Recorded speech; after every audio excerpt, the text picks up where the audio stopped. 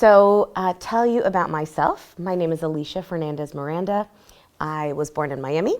My parents were an unconventional match. So my dad immigrated from Cuba in 1965 to the United States. My mom's a nice Jewish girl from North Miami Beach. And I've always been a really kind of type A, go-getter, people-pleasing, had to be the best all the time. I did really well in school. I went to Harvard for my undergrad. I went to the LSE for graduate school. And then I kind of got on this path of working in the philanthropy world. And I did that for most of my career. I took jobs with kind of increasing amounts of responsibility. I became the CEO of the company that my husband and I co-founded. And I was sort of living this very Instagrammable life in London until I decided to become an intern.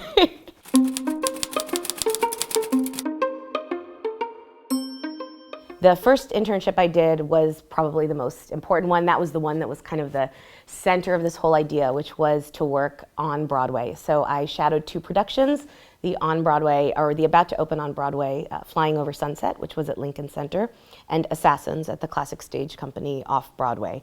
I interned for a company called Retro Glow Fitness. They are a retro dance and fitness company. They do really cool and fun workouts like Britney versus Whitney, jazzercise, and hit classes to 90s rock tunes and things like that. My third internship was with a contemporary art dealer in central London called Blaine Art. And then the fourth internship, I went back to Scotland to the Isle of Skye, and I worked in a hotel and restaurant called Kinloch Lodge. It's a beautiful place in the middle of nowhere, spectacular food, beautiful guest experience, except for the people who were served by me as an intern because I was not very good at it.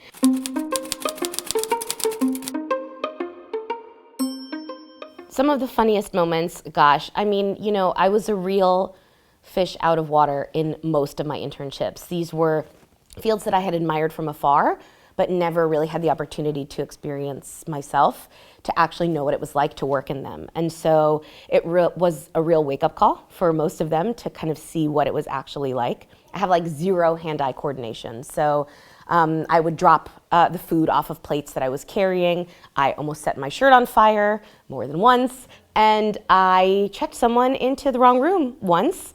In retrospect, very funny experience. The guest was in the room, a different guest, and they weren't wearing any clothes when I checked the new couple in.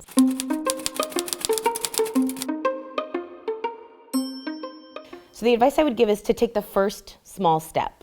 What is the thing that you want to do? Or what is a thing you want to do? It doesn't have to be the thing you want to do, but what is something that you want to do? And then take one small step to get there. I think you can do it in smaller steps, and who knows, they might lead you to somewhere very different than where you thought you might end up.